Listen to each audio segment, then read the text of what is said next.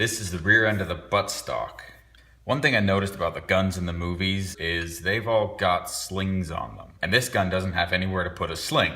So I'm going to use these screw holes that hold the buttstock together, and I'm going to add my own sling mounts using this 1/8" steel rod.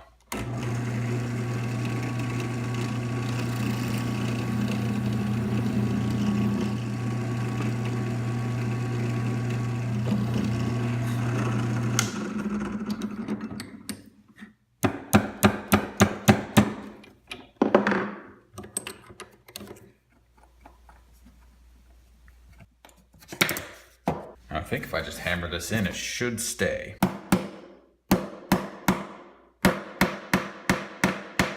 How far can we get it in? There. Sling mount. Not coming off.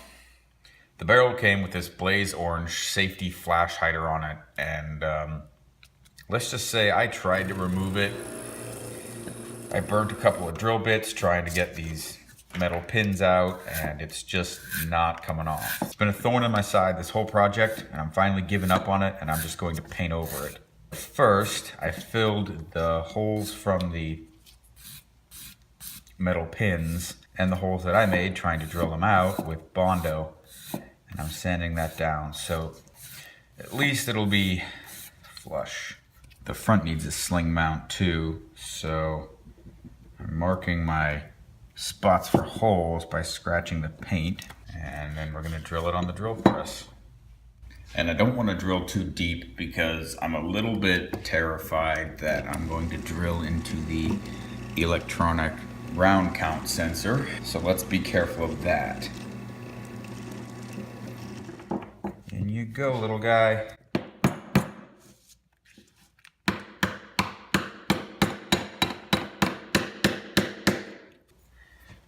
No reason why that shouldn't hold.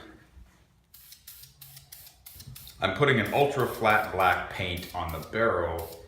That way it will contrast with the satin black paint that's on the shotgun pieces, and it'll also sort of mimic a Parkerized finish.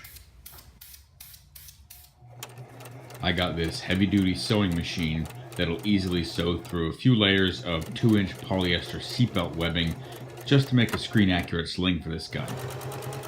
Also, I learned to sew.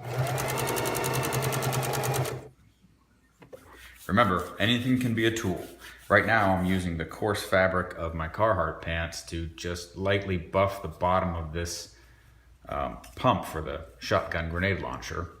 And although it's subtle on camera, you can just make out the difference in texture between what's up here that stays virtually untouched versus the bottom that gets worn smooth by hands grabbing it and pumping the gun. As good as the model makers were who put this kit together, they missed one little detail. It's okay, guys. I'll get that for you.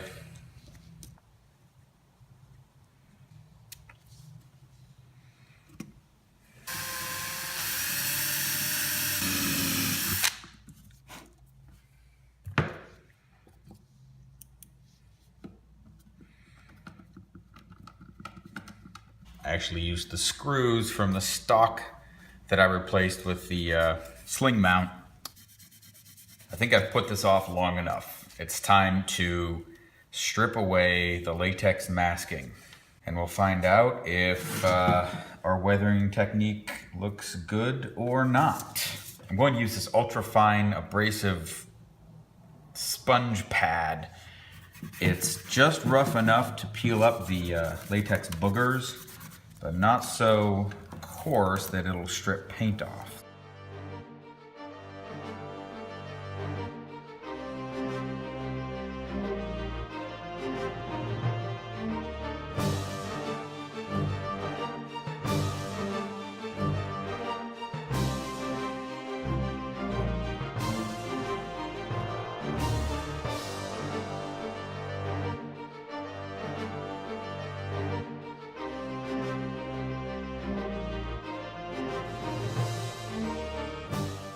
All right, there's that.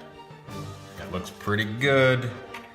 I really like the two-tone OD wearing down to the black primer, down to the bare metal. The pad took off a little bit of the silver paint in some places, but that's easily replaced with rub and buff or graphite powder or other silver paint. So yeah, I think that looks pretty good. Next, I'm gonna do a black piece.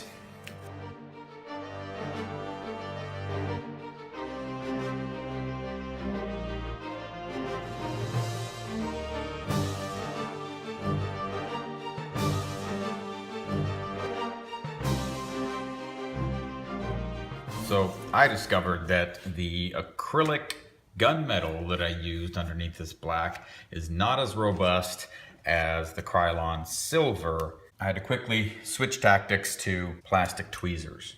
Not a big deal. There are actually a good number of metal pieces on this gun, so to weather the finishes on those, I'm just going to hit the high spots with some fine grit sandpapers.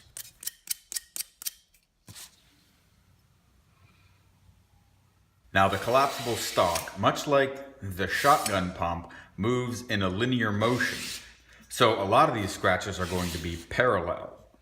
I've clamped a piece of 80 grit sandpaper to the corner of my bench, and I'm just going to drag it down using the clamp as a guide.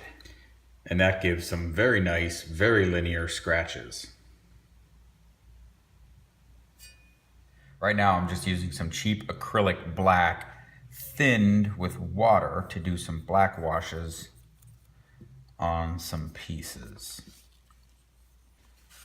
by painting some on and then trying to work most of it back off, but leaving some in the crevices where dirt and grime would naturally accumulate.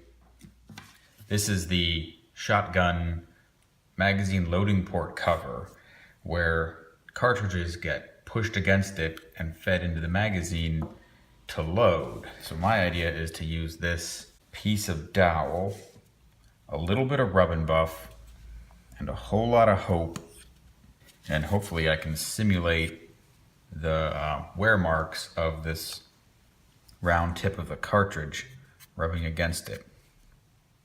All right, I think it's time for reassembly. I've got a little bit of weathering to do after it's fully assembled, so let's do that now.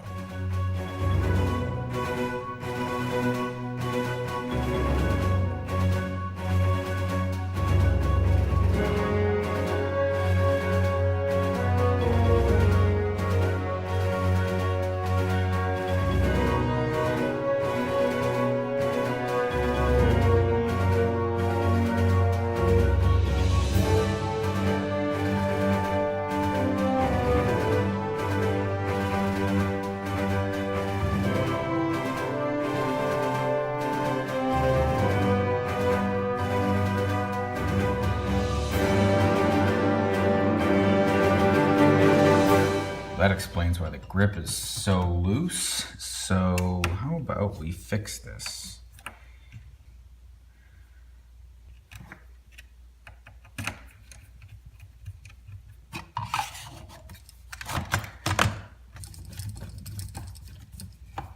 Oh yeah, that's better. Okay, now it's all assembled and everything works. We've got the grenade in there. Got working buttstock, and yeah, I just have a little bit more wear to put on some of these metal parts and she'll be all done. One more thing.